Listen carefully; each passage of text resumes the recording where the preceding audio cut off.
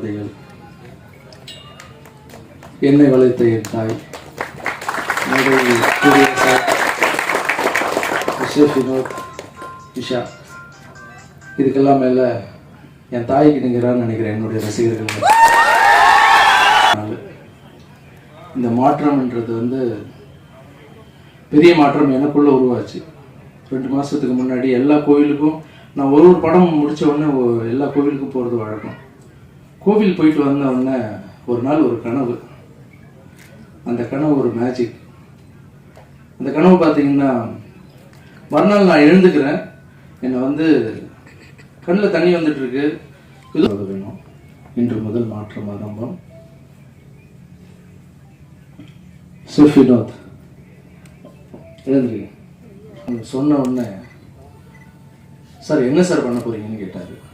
இல்லை, தேடி தேடி போய் எல்லாருக்கும் ஒரு வாரம் டிராவல் மாதிரி போகலாம், கிராமம்லாம் போய் தங்கி அவங்களுடைய கஷ்டத்தை புரிஞ்சுக்கிட்டு அவங்களுக்கு என்னெல்லாம் தேவையோ அதெல்லாம் செஞ்சுட்டு வர போகிறோம் அப்படின்னா, நீங்கள் ட்ராவல் பண்ணும்போது சொல்லுங்கள் சார், அதோடைய ஃபுட்டு எல்லாமே நான் பண்ணி போடுறேன் சார்.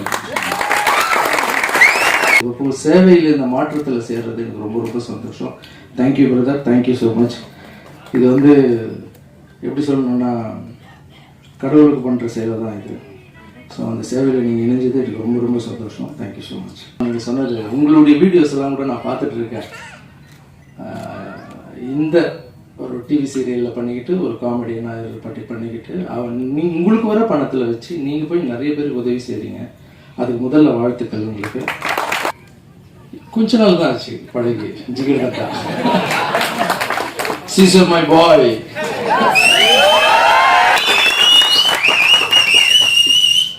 ஒரு நாள் லைட் ஃபோனு, தெளிவா எங்க இருக்கீங்க, என்ன பண்றீங்க, எங்க இருப்ப,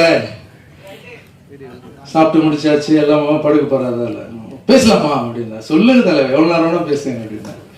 தலைவா பார்த்தேன் தலைவா, அது என்ன மாற்றம் சொல்லிட்டு இருக்காங்க. அந்த மாணவ ஊனமுற்றவர்களுக்கு வந்து சைக்கிள் கொடுத்தது, மற்ற உங்கள் குழந்தைங்களை படிக்க, இத்தனை குழந்தைங்களை நீங்கள் படிக்க வச்சுருக்கீங்களா அப்படின்னு ஒரு 1/2 hour பேசினார் என்கிட்ட. பேசி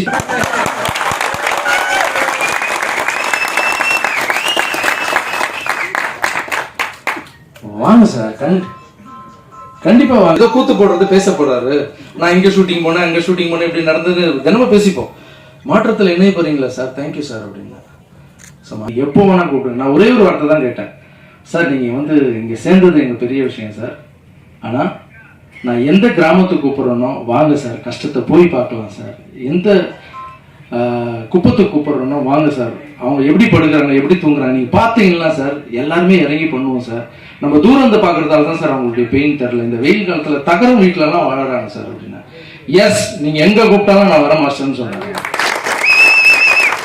சினிமாவில் மட்டும் எனக்கு லக்கியான பேர் இல்லை, இது இந்த மாற்றத்தில் ஒரு லக்கியான பேராக. நான் ஒரு சேவகனா வந்து வேலைக்காரனா வந்து பண்ணுறதுக்கு காரணம் என்னுடைய தாய் கண்மணி. சின்ன வயசுலேருந்து சொல்லி கொடுத்து வளர்த்தாங்க. எப்படி நான் வந்து என் குழந்தைங்களுக்கு சொல்லி கொடுத்து வளர்த்து இப்போ அவங்க ஸ்டேஜில் வந்து நின்று பேசுகிறாங்களோ அந்த மாதிரி என்ன சொல்லி கொடுத்து வளர்த்தாங்க. அவங்க பெருசாலாம் ஒன்றும் சொல்லிக் கொடுக்கல, அவங்க எம்ஜிஆருடைய மிகப்பெரிய ஃபேன். அவங்க சொல்லிக் கொடுத்து வளர்த்ததெல்லாம் திருக்குறள் மேலே சொல்லிக் கொடுப்பாங்க. உட்காந்து சொல்கிறா அப்படின்வாங்க. என்னம்மா சொல்லு, இதை கற்றுக்க, இந்த பாட்டை கற்றுக்க அப்படின்வாங்க. சரிம்மா. தர்மம் தலைக்காக்கும் தக்க சமயத்தில் உயிர் காக்கும், கூட இருந்தே குழி பருத்தாலும் கொடுத்தது நான் காத்திருக்கும், அள்ளி கொடுத்து வாழ்பவன் நெஞ்சம் ஆனந்த பூந்தோப்போ, வாழ்வில் நல்லவர் என்றும் கெடுவதில்லை, இது 4 முறை விடும். உன்னை வாழ விடாதவன் வந்து உன் வாசலை வணங்கிட வைத்து விடும், செய்த தர்மம் தலைக்காக்கும். ஊறி அப்புறம் எங்க அம்மா வந்து சின்ன வயசுல எல்லாருக்கும் சொல்லுவாங்க, என் புள்ளிய நான் எம்ஜிஆர் மாதிரி, என் தலைவன் எம்ஜிஆர் மாதிரி நான் வளர்த்து காமிக்கிறேன் பாரு அப்படின்னு. ஊர்ல இருக்கிறவங்க கிண்டல் பண்ணுவாங்க. ஆமா, இவருக்கு இருக்கிற கலருக்கும் அவருக்கு இருக்கிற கலருக்கும் எம்ஜிஆர் வளர்த்து காமிக்கிறாங்க. நான் கலர்ல எம்ஜிஆரே இல்லையோ வளர்த்ததில்லை, எம்ஜிஆர்ல ஒரு துளிய வாழணும்னு ஆசைப்படுறேன். சேவை நாளையிலேருந்து தொடர்றாங்க. தம்பி, என்னுடைய ஒய்ஃப், என்னுடைய தம்பியுடைய குட்டி, அவங்க ஒய்ஃப், வீட்டில் எல்லாருமே வந்து இதை நீங்கள் பண்ணாதீங்க, ஏன் இவ்வளோ காசு எடுத்துகிட்டு போய், என் குடும்பத்தில் இருக்கவங்க எல்லாருமே எனக்கு உதவியாக இருக்காங்க. சீக்கிரம் நான் நல்லா பண்ணுங்க அப்படின்னு சொல்கிறாங்க. ஸோ என்னுடைய குடும்பத்தாருக்கும் இந்த டைமில் நான் நன்றி தெரிவிச்சுக்கிறேன்.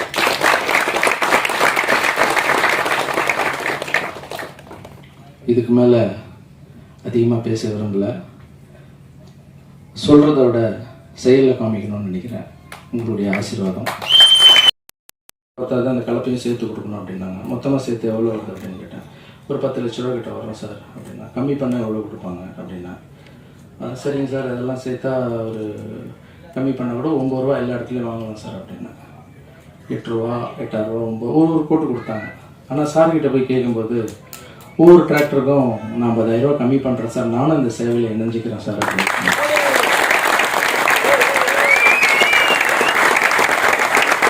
குழந்தைங்களுக்கு உதவி செய்யலாம். ஸோ நன்றி sir. Thank you so much sir. Lawrence அண்ணாக்கு ஒரு பெரிய ஒரு நட்பு இருக்கு, ரொம்ப வருஷமா. உங்களுக்கு எல்லாருக்கும் தெரியும், அந்த ப்ராஜெக்ட் வந்து ஒரு பெரிய புரட்சியை ஐ வுட் சே. அதுக்கு வந்து அண்ணனோட சப்போர்ட் வந்து பெரிய லெவலில் இருந்தது. அதில் நான் அப்போ சின்ன பையன், அப்போ ஒரு ஐ திங்க் ஒரு 5-6 இயர்ஸ் மேலே இருக்கும்னு நினைக்கிறேன். அந்த இடத்துல போயிட்டு நான் மெரினா பீச்சில் அண்ணனை பார்த்தேன், மாஸ்டரை பார்த்தேன். மேனேஜர் தான் ஒருத்தர் நான் மீட் பண்ண வாய்ப்பு கிடைச்சிது, டைரெக்டாக மீட் பண்ண முடியல சார். அப்போ வந்து நான் ஒரு ஷெஃப்பு சார், இவ்வளோ பெரிய ஒரு முயற்சி இருக்குது, நான் கொஞ்சம் சுமாராக படிக்கிற பையன், எனக்கு எதுவும் பெருசாக தெரியாது, நான் வந்து ஏதாவது இதில் பங்கெடுத்து ஏதாவது இதோட வெற்றிக்கு வந்து ஏதாவது பண்ணணும்னு நினைக்கிறேன் சார், ஆத்மார்த்தமா அப்படிங்கிற மாதிரி ஷேர் பண்ணேன். நான் சொல்கிறேன் போப்பா அப்படின்னு சொல்லிட்டு பிஸியாக இருந்தாங்க பயங்கரம். அப்புறமா ஒரு நாள் வந்து ஜல்லிக்கட்டு நல்லபடியாக முடிஞ்சது. அதுக்கப்புறம் மேனேஜர் சார் ஆஃபீஸ்லேருந்து, சாரோட ஆஃபீஸ்லேருந்து மேனேஜர் கூப்பிட்டுருந்தாரு. லாரன்ஸ் மாஸ்டர் வந்து ஷெஃப் உங்களை பார்க்கணுன்னு சொல்கிறாரு அப்படின்னு. சரி, எனக்கு ரொம்ப I was very excited, sir வந்து பார்க்க போகிறோமே அப்படின்னு சொல்லிட்டு நான் ரொம்ப ரொம்ப நர்வஸாக தான் போனேன் அவரோட ஆஃபீஸ்க்கு ஆக்சுவலி. அப்புறம் வந்து சார் சொல்லியிருந்தார், அப்போ வந்து நான் ஒரு பெருசாக வந்து ஒரு கேக் ஒன்று பண்ணலாம் சார், ரொம்ப ஒரு கொண்டாடும் விதத்தில் வந்து ஒரு பெரிய ஒரு செலிப்ரேஷன் சார், இது பெரிய ஒரு எஃபர்ட் அப்படின்னு. Sir was very happy and ஒரு உறுதுணையாக இருந்த மாஸ்டர் வந்து அதை வந்து ஏற்றுக்கிட்டாரு. அதுக்கப்புறம் வந்து அது சக்ஸஸ்ஃபுல்லாக நடந்தது. That is one thing. மாற்றம் நிறைய சொல்லுவாங்க, மாற்றம் ஒன்றுதான் மாறாத வார்த்தை அப்படின்னு சொல்லுவாங்க. என்னை பொறுத்த வரைக்கும் மாற்றத்தினால் நிறைய விஷயம் மாறப்போகுது, அதுதான் உண்மையான விஷயம். பேசும்போது நிறைய பேச ஆரம்பிச்சோம், என்ன மாதிரியான விஷயங்கள் பண்ண போறாங்க அப்படின்னு நான் தெரிஞ்சுக்க ஆசைப்படும் போது அண்ணா கிட்ட இருந்து வந்த முதல் வார்த்தை விவசாயம் முதல்ல ஹெல்ப் பண்ணணும்டா, விவசாயிகளுக்கு ஏதாவது ஒண்ணு பண்ணணும் அப்படின்னாங்க. எனக்கு ஒரு பெரிய சந்தோஷம். இந்தியாவினுடைய முதுகெலும்பு விவசாயின்னு சொல்லுவாங்க, அதனாலதான் யாருமே திரும்பி பாக்குறது இல்லையோ என்னவோ தெரியல. பெருசா அவங்களுடைய கஷ்டம் நமக்கு தெரியாது இல்ல. நாங்கெல்லாம் கிராமத்துல இருந்து வந்திருக்கோம், நிறைய கடன் பிரச்சனை, நிறைய ஒண்ணும் இல்ல. நீங்க கிராமங்கள்ல போய் தெருவோரத்துல ஒரு கீரை கட்டி எவ்வளவுன்னு கேட்டா 10 ரூபானா அந்த பாட்டி 1/2 மணி நேரம் திருட்டு போவான். 10 ரூபாயான்னு. ஆனா கண்ணாடி ஷோரூம்ல வச்சிருந்தா எவ்வளவு வேணாலும் கொடுத்து வாங்கிட்டு போவோம், அது வேற பிரச்சனை. ஆனாலும் கிராமங்கள்ல இன்னமும் கஷ்டப்படக்கூடிய விவசாயிகள் எத்தனையோ பேர் இருக்காங்க. அதற்கு ரொம்ப அழகா ஒரு மூலதனமா அந்த டிராக்டர் கொடுக்கணும் அப்படின்னு சொன்னப்ப எனக்கு ரொம்ப ரொம்ப சந்தோஷமா இருந்தது. அது விவசாயிகளுக்கு போய் சேரணும் அப்படிங்கறதும் எனக்கு ஒரு பெரிய சந்தோஷம். ஏன்னா இந்த உலகத்திலேயே வெளுக்கக்கூடாத சாயம் 2 இருக்கு. நம்ம துணி சாயம் வெளுத்துருச்சுன்னா போட முடியாது, விவசாயம் வெளுத்துருச்சுன்னா நம்மளால சத்தியமா வாழ முடியாது. போறாரு அப்படின்னு நினைக்கும் போது எனக்கு ரொம்ப ரொம்ப சந்தோஷமா இருந்தது. எப்படி அண்ணனுக்கு இந்த விஷயம் தோணுச்சு, முதல்ல விவசாயிக்கு ஏதாவது ஒண்ணு பண்ணணும்டா, கிராமமா போகணும், எல்லா விவசாயிகளும் நல்லா இருக்கணும், அதற்கு நீங்க எல்லாம் கூட இருக்கணும். அண்ணா கூட நாங்க எப்பவுமே அங்கதான் இருக்கோம், நாங்களும் கிராமத்துல இருந்து வந்தவங்க தானே. அதனால இன்னொரு விஷயம் சொல்லணும்னா, நீங்க விவசாயிகளுக்கு ஏதாவது ஒரு விஷயம் பண்ணீங்கன்னா அவங்க உங்களுக்கு திரும்ப கோடி விஷயம் கொடுப்பாங்க. அது சத்தியமான உண்மை அது. அதனால அது ரொம்ப சந்தோஷமா இருந்தது. சரி, விவசாயிகளுக்கு மட்டும்தான் மாற்றம் உதவி செய்ய போகுதா அப்படின்னு கேட்டேன். இல்லடா, அடுத்து இன்னொரு விஷயம் அப்படின்னாங்க. அது என்ன விஷயம்னு, கல்வி வந்து வேணும், கண்டிப்பா படிப்பு ரொம்ப ரொம்ப முக்கியம் அப்படின்னா எனக்கு உண்மையிலேயே பயங்கர ஷாக்கா இருந்தது.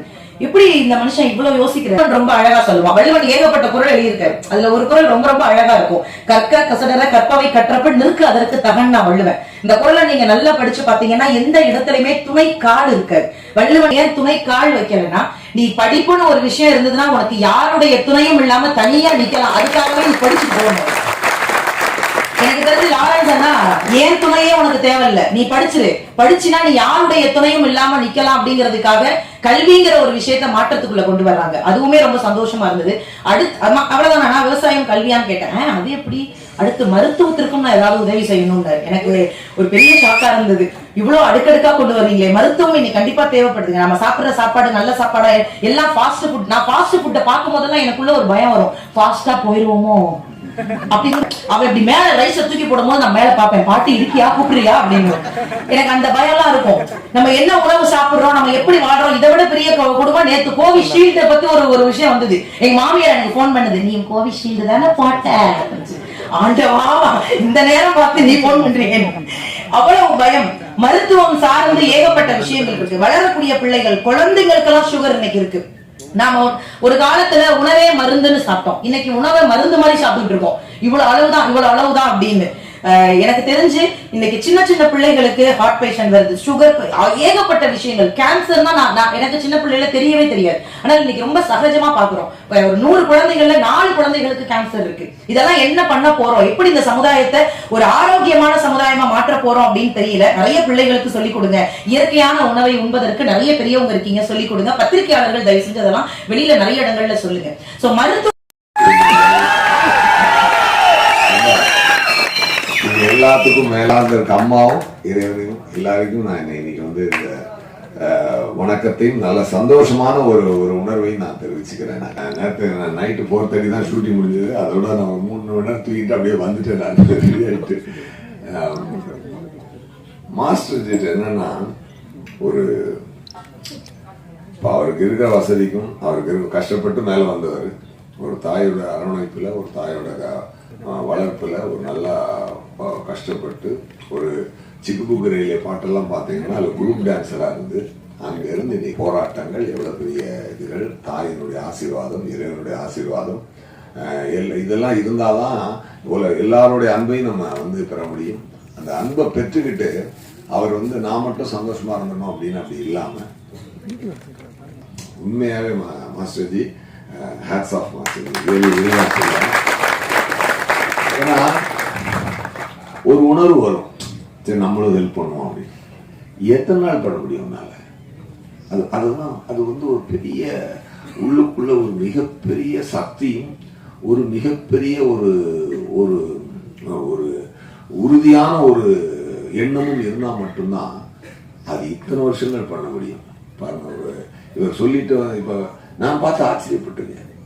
20-25 வருஷமா கிட்டத்தட்ட பண்ணிட்டு இருக்காரு ஒரு மனுஷன்.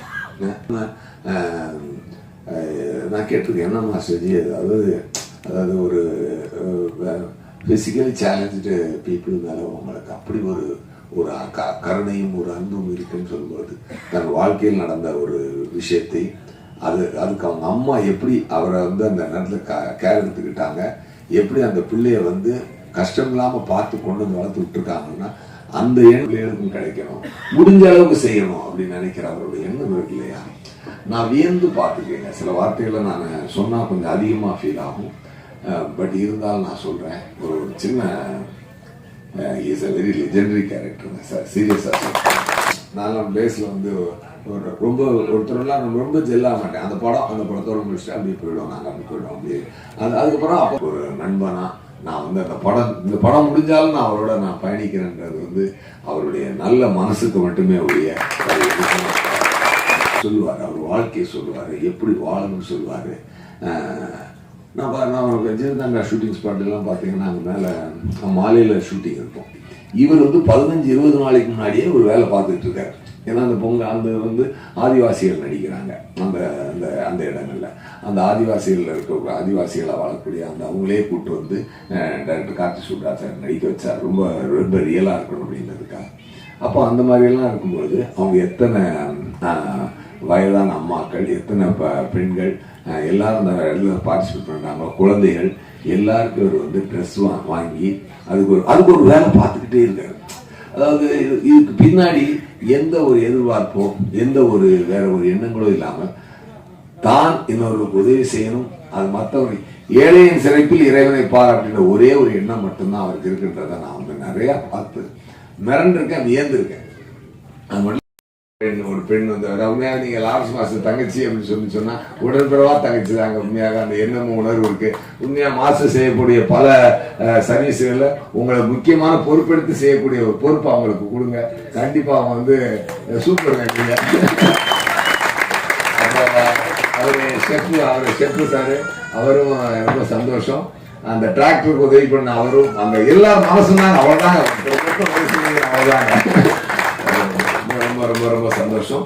நான் இன்னும் பத்திரிகையாளர்களை நான் ரொம்ப நாளாக சந்திக்காமல் இருக்கிறேன். நான் கூடிய சீக்கிரம் சந்திக்கிறேன். நான் ஒரு ஒரு ஒரு ஒரு ஒரு ஒரு ஒரு நம்ம ஜேர்னி ஒன்று பண்ணியிருக்கோம் இல்லையா, அதுக்காக ஒரு ஸ்பெஷலான ஒரு ப்ரெஸ் மீட்டில் உங்களை நான் தனியாக சந்திக்கிறேன். அந்த நாட்களில் நம்ம நிறைய வேறு சில விஷயங்கள் நல்லா பேசுவோம். இன்று மாற்றத்தின் நாள், மாஸ்டருடைய மாற்றத்தினால் அந்த மாற்றத்தை நம்ம எல்லாரும் செஞ்சு எல்லாரும் சேர்ந்து மிகப்பெரிய மாற்றத்தை, அதாவது இது வந்து ஒரு ஒரு பயங்கரமா ஸ்ப்ரெட் ஆக போகுது மட்டும் எனக்கு தோணுது மாஸ்டர்ஜி. ஒரு ஒரு பெரிய லெவல்ல இது வந்து அந்த மாற்றம் ஆக போகுது. ஏன்னா ஐடியா பெருசா வரப்போகுது. அது ஒரு அந்த நாள்ல நான் இன்னும் நிறைய அவரை பத்தி நான் இன்னும் சொல்ல வேண்டியது இருக்கு. ஏன்னா அது வேற லெவல். ஓகே, சூப்பர் மாஸ்டர்ஜி, தேங்க்யூ.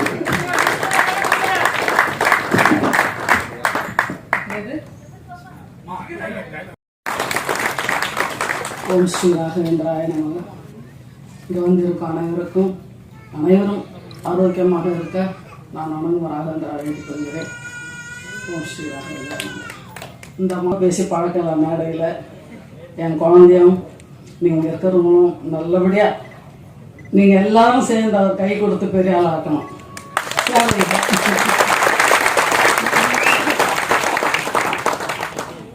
ஏற்கனவே நான் எல்லாருக்கும் போயிட்டு குழந்தைங்க இவர் எல்லாருக்கும் கோயிலாக போய் அர்ச்சனை பண்ணிகிட்டே இருப்பேன். அது மக்கள் நல்லா இருக்கணும். காலையில் எழுந்தவொடனே பூமியை தொட்டு கும்பிடுவேன்.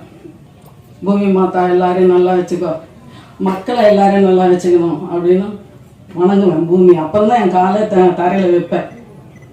கட்டில் விட்டு இறங்கும் தரையில் காலை வைக்கவே மாட்டேன். குனிஞ்சு கையை வச்சு பூமி மாதாவை வேண்டிப்பேன். அப்புறம் 5 பஞ்சபூதங்களும் எங்களை காக்க வேண்டும், மக்களை காக்க வேண்டும் என்று வேண்டிக் கொள்வேன்.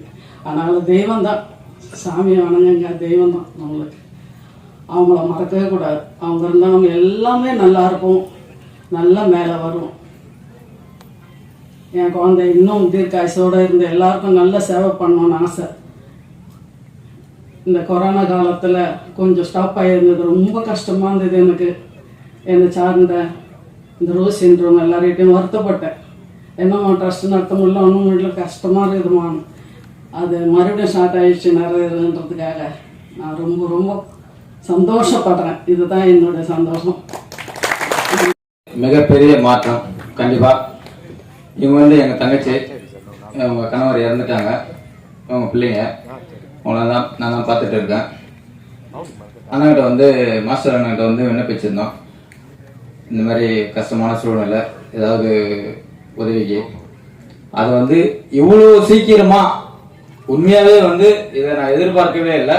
இவ்வளோ சீக்கிரமா உடனடியாக கூப்பிட்டு எனக்கு வந்து இந்த விவசாயத்தோடைய முதுகெலும்பு கண்டிப்பா அந்த டிராக்டர் கொடுத்து நீயும் நல்லா இருக்கணும், உன்னை சுத்தி இருக்கிற சார்ந்து இருக்கிறவங்க எல்லாருக்கும் நீ உதவி செஞ்சு அந்த மகிழ்ச்சியை கண்டிப்பா.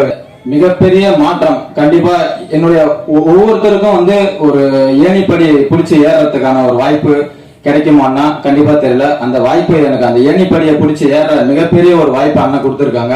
அந்த வாய்ப்பை பயன்படுத்தி கண்டிப்பா வாழ்க்கையில மிகப்பெரிய கண்டிப்பா ஒரு நல்ல நிலைமை கண்டிப்பா வருவேன். என்னை சார்ந்தவர்களையும் கண்டிப்பா அந்த நிலைமை கண்டிப்பா கொண்டு வருவேன். இதை முதல்ல அந்த விவசாயத்துக்காக அண்ணா குரல் கொடுத்தது மனம் மிகுந்த மகிழ்ச்சியை நன்றியை தெரிவித்துக் கொள்கிறேன். கண்டிப்பா வந்து இந்த இடத்துல நின்று வாய்ப்பை ஏற்படுத்தி கொடுத்துருக்காங்க. இது கண்டிப்பா சர்வ சாதாரணம் கிடையாது. சாதாரணமா யார் வேணுமாலும் எப்படி வேணுமாலும் சொல்லிடலாம். விவசாயத்தை முதல்ல கண்டிப்பா முன்னுக்கு எடுத்தது அது கண்டிப்பா அண்ணனுடைய பாதங்களை தொட்டு மனசார வணங்கி அது இன்னும் மென்மேலும் இதுல எல்லாருமே இணைஞ்சு அண்ணனோட இணைஞ்சு அதை மென்மேலும் நல்ல ஒரு லெவலுக்கு கொண்டு போகணும் அப்படின்றத மனசார ஆசையோட எல்லாம் உள்ள இறைவனையும் எல்லாரையுமே வேண்டி வணங்கி கண்டிப்பா கேட்டுக்கிறேன். மீறி இருக்கிற டைம்ல மற்ற விவசாயிகள் வந்து கேட்டா அவங்களுக்கும் நீங்க ஃப்ரீயா கரெக்டா இதுதான் சார். பசங்க ஒரு பொண்ணு ஒரு பையன் தான். அண்ணனும் அப்பாவும் தான் என்னை பார்த்துக்கிறாங்க. சார் உதவி பண்ணுறது தெரிஞ்சு வந்து கேட்டால் உடனே கொடுக்குறேன்னு சொல்லிட்டாங்க. உங்களோட நன்றியும் சாருக்கும் ரொம்ப நன்றி.